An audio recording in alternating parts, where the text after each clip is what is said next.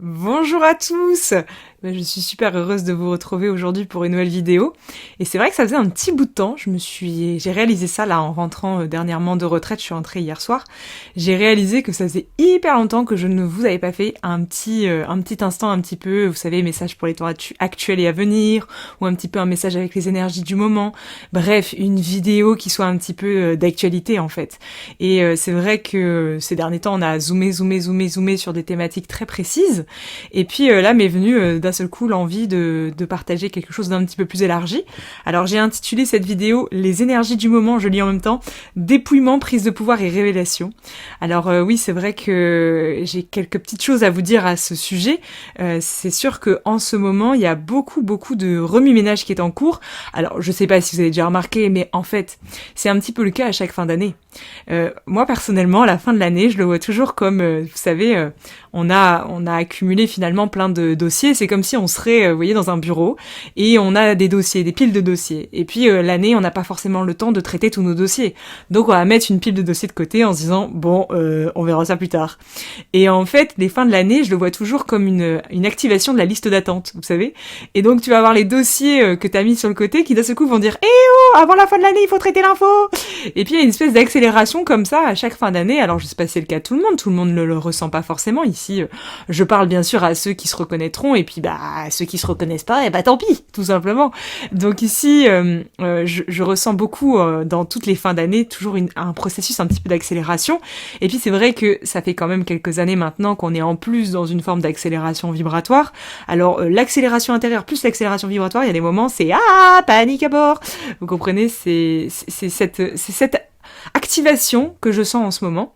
Et cette énergie qui est quand même très soutenue, qui est particulièrement intense, qui est explosive même, de par les pets là qu'il y a au niveau des éruptions solaires, il y a énormément de choses au niveau climatique, il y a un dérèglement terrible qui est en cours, enfin c'est un truc de fou, nous on est encore en t-shirt dans le sud de la France, on est le 1er novembre, demain, donc c'est quand même une période un petit peu particulière, très clairement, et dans toute cette activation justement, je trouve que cette activation est au service d'un grand dépouillement qui est en cours. Alors ce que j'appelle dépouillement, c'est un petit peu, vous voyez, comme quand tu te balades dans la rue, t'es habillé avec tel ou tel truc sur toi, et puis d'un seul coup tu vas te retrouver tout nu, voilà, et puis tout le monde te voit. Donc c'est un petit peu ça que j'appelle le dépouillement. Le dépouillement, il se produit il se produit pas grâce à nous quelque part, il se produit parce qu'il se produit, voilà, tout simplement. C'est pas un dépouillement qui vient depuis un espace de il faut que je travaille là-dessus, il faut que je fasse ceci ou il faut que je fasse cela. Moi, ce que je ressens plutôt, c'est que c'est un dépouillement qui se dévoile parce qu'il est temps que ça se dévoile. Alors, c'est pas valable pour tout le monde, bien sûr. C'est valable pour certaines personnes. Et puis, il y a des curseurs. Ça peut être plus ou moins. Alors, ce que j'appelle dépouillement aussi, c'est vraiment... c'est pour ça que j'ai mis aussi dans cette vidéo, j'ai parlé de révélation. Parce qu'en fait, un dépouillement, c'est un moment où quelque chose se dévoile. Et cette chose qui est en train de se dévoiler, c'est pas quelque chose qu'on connaît. Voilà, c'est quelque chose d'ordre inconnu. C'est comme si on était magnétisé en ce moment, comme si on faisait des expériences en ce moment, des rencontres, plein de choses comme ça, qui nous permettaient finalement d'entrevoir des aspects de nous-mêmes auxquels nous n'avions pas encore eu accès. Ici, j'en ai pas encore parlé, je pense, mais je prendrai juste une métaphore pour illustrer ce que je suis en train de dire, parce que ça peut peut-être paraître être un petit peu parler chinois, là, comme ça, là, dans l'instant, comme ça, brut de pomme. En fait, quand on est sur un ordinateur et qu'on va venir stocker des données, si vous achetez un Mac, vous allez stocker des données dans le cloud. Et j'en parle toujours en retraite de cette métaphore qui en fait rire plus d'un. On sait pas très bien où est le cloud, mais quand on a besoin des données, il n'empêche qu'on y a accès. Voilà. Et on va imaginer qu'avec nous, c'est un petit peu la même chose. On a à l'intérieur de nous des informations, des données, mais c'est comme si il y avait qu'à peu près 10 à 20% des informations nous composant auxquelles nous avons accès là dans l'instant. Et c'est comme si le surplus informationnel, c'est-à-dire 80 à 90% de ce qui nous compose, de ce qui compose l'ensemble des histoires qui nous composent, donc j'inclus l'histoire personnelle de cette vie, l'histoire familiale de cette vie, l'histoire sociétale et professionnelle de cette vie, l'histoire karmique qui est la somme de toutes les histoires personnel, familial et sociétal. Bon, imaginez que ici, on est comme un grand livre, et ce livre, on n'a que 2 pages accessibles en fait. Et puis le reste du livre, il est déjà écrit, mais on n'y a pas forcément accès. Et donc ici, ce livre, c'est comme s'il serait stocké dans le cloud. Et en fait, c'est stocké dans le cloud, on sait pas très bien où ça se trouve, mais il n'empêche qu'il y a des moments dans la vie, d'un seul coup on va y avoir accès. Voilà. Et je trouve que la période actuelle est une période où nous avons accès au cloud. Voilà. Et dans cet espace où on stocke des informations, les informations qu'on y stocke sont à l'heure actuelle très inconscientes, subconscientes. En psychanalyse, on va parler de l'inconscient, du subconscient. Bah ici, on peut aussi parler de champ informationnel ou d'akasha. Voilà, on peut parler de mille et une choses. On peut aussi dire que le réceptacle de ces informations se loge dans notre âme, par exemple. On peut l'imager de mille et une manières, mais ça renvoie à la même chose. Il y a forcément à l'intérieur de nous des empreintes, des informations auxquelles nous n'avions pas encore eu accès jusqu'alors, et je trouve que la période actuelle est une période très intéressante pour dévoiler certaines informations. Et c'est ça que j'appelle un dépouillement. Un dépouillement, c'est comme un... Alors, la différence entre dévoiler et dépouiller, c'est que quand tu vas te dépouiller, tu vas passer par une période un petit peu amère, un petit peu de perte de repères. Une période aussi où, c'est pour ça que j'ai intitulé aussi cette vidéo, j'ai mis dans la vidéo, dans le titre, la prise de pouvoir, parce qu'en fait, dans un dépouillement, il y a un moment où tu te sens un petit peu en instabilité. Il y a quelque chose de nouveau qui se dévoile, tu ne sais pas du tout ce qui est à l'œuvre, tu ne te reconnais pas à l'intérieur de ce qui est proposé, et puis au milieu de tout ça, ça crée comme une perte de repère en fait. Comme une perte de repère où tu es déstabilisé, très clairement, et donc c'est une belle période pour être déstabilisé en ce moment, hein. C'est comme ça, c'est très chouette, et je trouve que l'automne, au sens large, est une très belle période tous les ans pour être déstabilisé, pour se dépouiller, puisqu'il ne suffit que de regarder la nature pour voir que les feuilles tombent.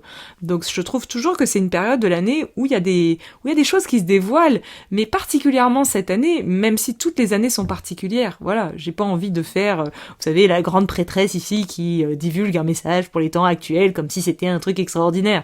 Bah non, tous les ans ça se répète. Mais c'est sûr que les contextes énergétiques évoluent d'année en année. Il y a des nuances, il y a des subtilités, mais je dirais quand même qu'il y a un phénomène qui est à l'œuvre tous les ans, malgré tout. Et donc ici, dans ce dépouillement, quand on a accès à une information comme ça, nouvelle, dans laquelle nous ne nous reconnaissons pas, la première étape d'un dépouillement, c'est je suis déstabilisée, j'ai une perte de repère. D'un seul coup, c'est la maison qui s'effondre en fait. C'est un petit peu genre panique à bord, je comprends pas, je voyais ça comme ça avant, et là d'un seul coup je me prends ça, et du coup je n'arrive plus à voir ça de la même manière. Et du coup il y a une période d'entre-deux où on est déstabilisé. Alors cette période d'entre-deux où on est déstabilisé, elle peut durer plus ou moins longtemps. Voilà. Pourquoi elle va durer plus ou moins longtemps ? Parce que ça va être proportionnel à la qualité de notre lâcher-prise intérieur. Au plus on va résister à la période, c'est-à-dire au plus on va chercher une solution pour que ça s'arrête, plus on va y résister. Et donc au plus cette période finalement va s'étaler dans le temps et puis va se présenter à travers différentes typologies d'informations, psychiques, émotionnelles, physiques, psychosomatiques, etc., etc. Et puis il y a des personnes qui bien sûr cultivent déjà depuis un petit bout de temps le lâcher-prise qui correspond finalement à une forme de détente intérieure qui passe par une détente corporelle. Donc je rappelle que j'ai fait une émission de 2 heures, plus de 2 heures même je crois, sur le sujet du lâcher-prise et comment le lâcher-prise finalement déclenche notre évolution, donc je la mettrai en lien. Et du coup, évidemment, ça réduit ce temps. Mais ce temps d'entre-deux, où quelque chose se dépouille et se dévoile et nous ne reconnaissons pas à l'intérieur, crée un temps un petit peu de perte de repère. Et dans cet espace de perte de repère, j'ai intégré la notion de prise de pouvoir. C'est-à-dire quand on est décentré, quand on est déstabilisé par la vie, c'est comme si on avait quitté le centre. Le centre, c'est la présence. Quand on est dans la présence, on est rempli d'énergie. Et en fait, quand on est déstabilisé par la vie, on n'a plus d'énergie, tout simplement. Ça correspond à une chute, en fait, intérieure, qui est au service de l'évolution, bien évidemment. L'idée, c'est pas d'éviter les chutes, hein. L'idée, c'est d'apprendre à se redresser envers tempête, contre vents et marées, d'accord ? Donc ici, je parle juste du temps, de latence entre le moment où je vais tomber et le moment où je vais me redresser. Et puis ici, au moment où je tombe, donc je n'ai plus d'énergie, et c'est là où va arriver les phénomènes de prise de pouvoir. Voilà. Et donc je vais actualiser ici sur cette chaîne, je tenais à vous le dire, je vais faire toute une série de vidéos sur justement les différentes manières. J'ai déjà fait une vidéo, mais ça date de très longtemps sur cette chaîne et c'était au tout début et c'était pas très clair. Quand je revisionne aujourd'hui, je me dis non, il faut refaire quelque chose de beaucoup plus précis. Il y a plusieurs manières ici d'échanger de l'énergie entre les gens. On appelle ça des prises de pouvoir via des mécanismes de domination. Et c'est vrai que quand on est déstabilisé ou déstabilisable, parce que dans une période où on est un peu en train de se foutre à poil devant tout le monde, on est déstabilisable, on est un peu vulnérable, on sait pas très bien sur quel pied danser, on est soi-même en train de bouger, et c'est souvent à ce moment-là précis qu'arrivent des expériences qui bien sûr vont inverser la vapeur au niveau énergétique. Des expériences qui vont nous heurter et qui vont profondément nous faire tomber. Voilà. Et ça fait partie de l'expérience, en fait. Et ici, c'est pas du tout le but d'éviter ça, au contraire, mais c'est de prendre conscience de ce qui est à l'œuvre pour mieux le vivre, pour mieux se laisser porter par cette expérience. Parce qu'il y a rien à changer, en fait. La prise de pouvoir, le fait d'être déstabilisé, je prends souvent la métaphore d'un tuyau d'arrosage. Imaginez que vous êtes un tuyau d'arrosage, et en fait, ce tuyau, c'est dommage, il est percé. Voilà. Il y a plein de petits trous dans le tuyau. Pourquoi il y a des trous dans le tuyau? Les trous correspondent à quoi? Correspondent finalement à tous les petites empreintes, vous voyez, tous les petits cristaux, les informations qu'on a cristallisées à l'intérieur de soi, les blessures, les traumatismes, les empreintes, qui derrière ont laissé place à des substances égotiques, des traits de personnalité, qu'ici on appelle des petits personnages. Donc c'est comme si ce tuyau il était percé. Et dans ce tuyau, on contient de l'eau, et cette eau c'est de l'énergie. Et donc ici, l'idée, c'est quand je vais me décentrer, c'est comme si d'un seul coup, les petites orifices qui sont percés allaient grand s'ouvrir et laisser le liquide sortir. Et au moment où un liquide sort, donc c'est de l'énergie ce liquide, forcément ça attire à moi des forces contraires, c'est-à-dire des événements, des personnes, un milliard de choses qui peuvent se présenter où j'ai l'impression qu'on vient me prendre mon énergie. Alors qu'en vérité, on me prend pas mon énergie. En vérité, je suis juste en train d'être déstabilisée parce que je vis une période de dépouillement intérieur ou de dévoilement intérieur. Je suis en perte de repère intérieur, je suis déstabilisée. Il commence à avoir des fuites qui s'ouvrent parce que quand je suis centrée, c'est comme si toutes les fuites se fermaient en fait. On dit souvent que l'amour c'est le plus grand des boucliers énergétiques. Pourquoi? Parce que quand je suis dans l'amour, il n'y a rien qui peut sortir. Comme il n'y a rien qui peut rentrer en fait. La seule chose qui peut rentrer et sortir, c'est de l'énergie qui s'alimente à elle-même, vous voyez, c'est dans un échange positif qui nous pousse vers le haut. Mais quand je suis décentrée, quand je me désaxe et quand je perds l'équilibre, puisque la vie c'est comme cheminer, je prends souvent cette métaphore, mais c'est comme cheminer comme un équilibriste sur un fil de rasoir. Donc quand je tombe, c'est comme si d'un seul coup les petites portes, les petits trous de mon tuyau s'ouvraient. Et pour le peu que j'ai appris à me relier à l'énergie universelle, donc on pourrait imaginer dans cet exemple que l'énergie universelle, c'est comme la capacité à venir brancher son tuyau sur un robinet universel. Et ce robinet, il coule à flot tout le temps. Pour le peu que j'ai appris à faire ça, il y a de fortes chances qu'il y ait beaucoup d'eau dans mon tuyau, qu'il y ait beaucoup d'énergie. Et pour le peu que ça faisait longtemps, par exemple, que je m'étais pas trop décentrée, bon oui, il y a des petits trucs dans le quotidien, mais j'ai pas fait une grande chute, c'est comme si cette énergie, je la catalyse quand même, je la canalise, je la fais grandir à l'intérieur de moi. Faut imaginer vraiment ça. Et au plus ça grandit, au plus le tuyau il s'expanse et au plus finalement le rayonnement devient de plus en plus grand. Alors faut s'imaginer qu'au moment où le tuyau se perce enfin et où il y a une porte d'accès, c'est normal que des événements, des situations et des personnes, à ce moment-là précis comme par hasard, débarquent dans ta vie et viennent en apparence te déstabiliser. En vérité, c'est pas eux qui te déstabilisent. En vérité, tu étais déjà dans un processus qui était en cours et ces personnes-là te rendent service puisqu'ils t'aident à tomber pour mieux remonter. Donc, c'est comme ça qu'il faut le voir, ok? Mais tout ça, je le décrypte pour que tout le monde puisse s'y retrouver là-dedans et ne pas rester, en fait, bloqué dans cette période de sas, qui est une période d'entre-deux que tout le monde vit toute l'année. Ici, je fais un focus sur la période de l'automne, et en ce moment même. Mais quand même, c'est quelque chose qui est à l'œuvre toute l'année, concrètement parlant. Voilà. Mais c'est sûr qu'en été, quand les énergies sont très solaires, on le vit pas de la même manière. Là, ici, on a changé d'heure, il fait nuit, enfin, c'est pas le même élan, quand même, Voilà. Et donc ici, la dernière chose dont je voulais vous parler, c'est qu'à travers donc tout ce processus de dépouillement, prise de pouvoir, perte de repères, décentrage, agitation, ça crée aussi de la séparation. Eh ben oui, il va y avoir les pour, les contre, les machins, les trucs. Ça ouvre le voile de la séparation parce qu'à l'instant où je me dépouille, je me décentre, ben je retombe dans une forme de séparation en fait. Je ne suis plus un, je ne suis plus dans la présence, donc je suis séparée. Et donc finalement, à l'extérieur de moi, j'ai des expériences, j'ai des situations qui me montrent ô combien les choses sont séparées. Voilà. Et elles n'ont jamais été aussi séparées, aussi binaires, lourdes, denses, ok ? Mais tout ça, quand on persévère un petit peu et qu'on arrête de s'agiter au milieu de tout ça, mais qu'on en profite pour appliquer les enseignements ici, c'est-à-dire lâcher prise, se détendre corporellement au cœur de cet inconfort. Donc, quand on applique cet enseignement, qui passe, je rappelle, je l'ai déjà dit dans beaucoup de vidéos, mais qui passe par le fait de se recentrer sur un point, donc d'utiliser la concentration comme support de je me recentre sur un point, et naturellement, ce point va devenir une nouvelle zone de confort au cœur de l'événement inconfortable. Le grand piège que beaucoup de personnes empruntent dans ces périodes-là, c'est de céder à l'agitation.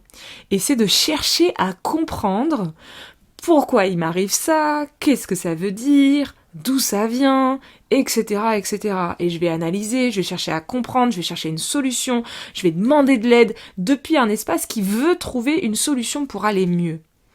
Alors qu'en vérité, si on apprend à se déposer au cœur de cela, la solution vient de la vie. Tout simplement. Et donc ici, quand la solution vient de la vie, j'ai appelé ça révélation. En fait, la vie nous révèle à nous-mêmes. C'est ça qui est beau. C'est qu'en fait, au moment où on laisse passer cette vague, bah à nouveau, la mer se calme à nouveau. Et c'est comme si, vous voyez, quand on prend une bouteille d'orangina, désolé pour la métaphore, hein, ou quand vous prenez, vu que c'est bientôt Noël, quand on prend un petit machin là, vous savez, les petits machins où il y a les petits flocons qui tombent là, les petits gris-gris là. Vous secouez le petit gris-gris ou la petite bouteille d'orangina. Vous secouez, vous secouez, vous secouez, vous secouez, vous secouez. Bah, vous ne voyez pas les flocons tomber. Vous ne voyez pas la pulpe, vu que vous êtes en mouvement.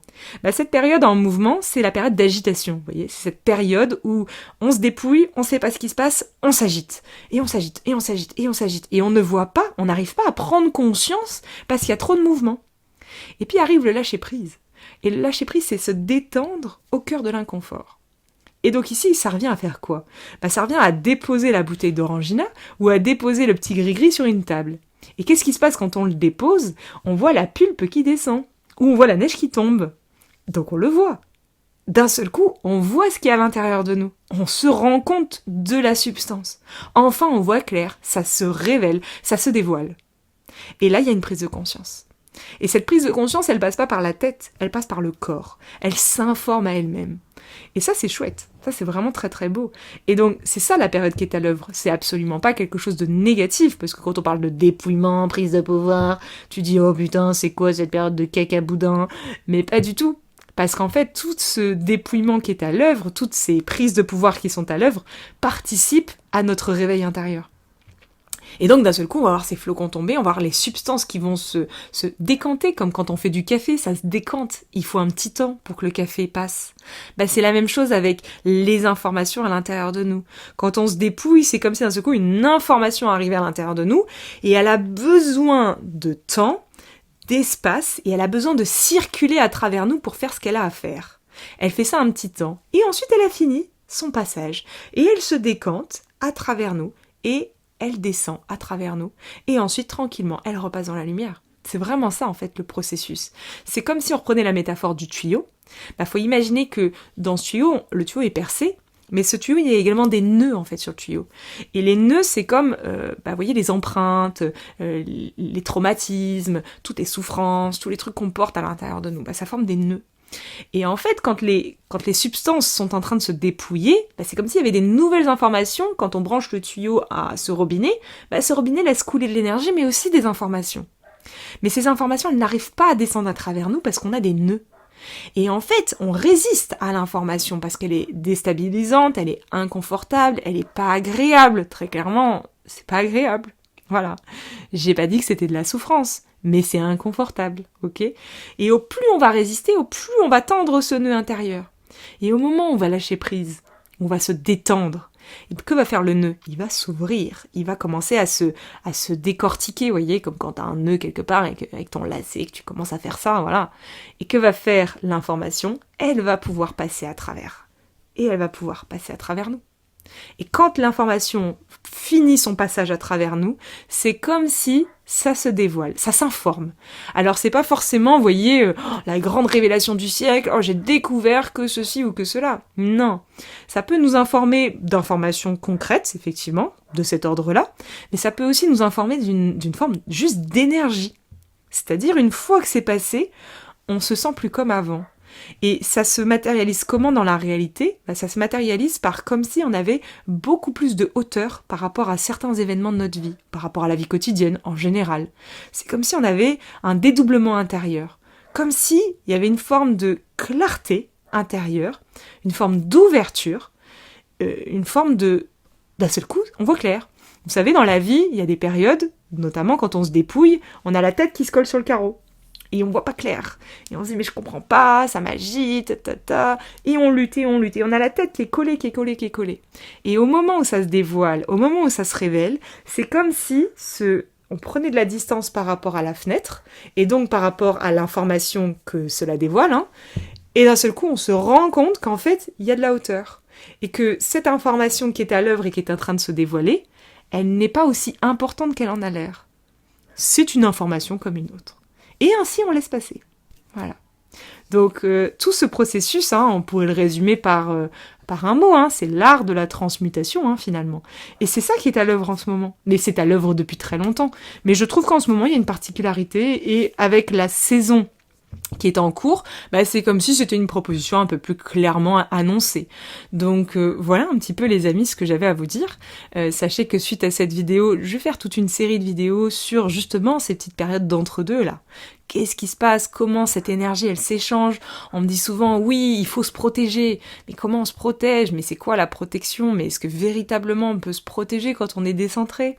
Etc. etc. Donc là j'ai un enseignement, alors c'est pas mon enseignement, il n'y a pas d'enseignement de Charlotte sur cette chaîne, je tiens toujours à le préciser, il n'y a aucun enseignement de Charlotte. C'est comme si ces informations étaient disponibles. Et d'ailleurs, nous sommes nombreux à en parler. Ça voudrait peut-être dire qu'il y a un petit champ informationnel qui nous informe, de la même manière que le cloud contient les données personnelles, entre guillemets, relatives à vous, on pourrait imaginer qu'il y a un cloud collectif, ou un cloud de conscience, ou un cloud plus élargi qui contient des informations plus élargies. Et donc ici, toute l'idée c'est comment je me relie à ce champ informationnel. Et j'ai déjà fait une vidéo à ce sujet que je vous mettrai également en lien. Voilà. Donc je vous souhaite à tous une merveilleuse poursuite de cette période fabuleuse.